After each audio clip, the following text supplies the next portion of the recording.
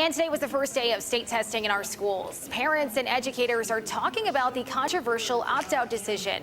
And News 4 is also learning there are some changes to the tests this year.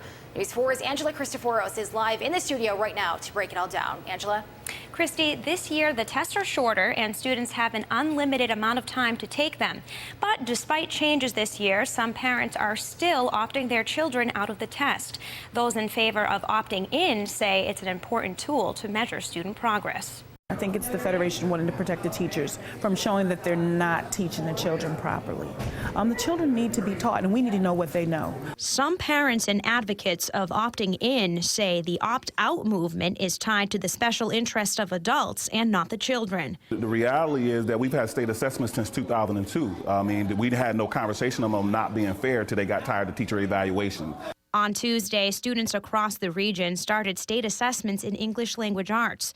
This year, adjustments have been made to the test. It's now shorter. Students have an unlimited amount of time to finish it. Each test is reviewed by 22 state educators, and they won't be used to evaluate educators for the next 4 years. Clearly, there were concerns about the test, and they gave feedback based on those concerns, and they made adjustments to the test. And our children are going to take tests their whole life. You know, whether you're trying to get into college or you're trying to get a civil service job, or you're just going to take tests. That's part of life. Those in favor of opting out have said the tests are not age appropriate and not a good tool to measure learning.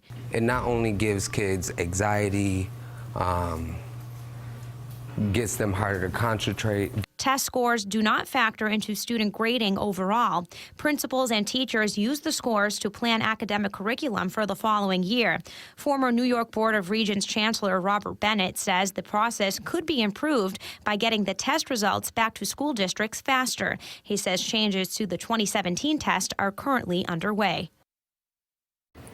Preliminary survey results show that the opt-out numbers for the Buffalo Public School District so far are low. Okay, Angela, and you were able to dig up some numbers from the opt-out numbers from some districts last year. So which districts had the highest numbers? Well, Christy, last year the West Seneca School District had the most students in the area opt out at 71%. And according to the Chief Information Officer, around 71% of students have been opted out so far this year as well. All right, Angela, thanks so much for joining us.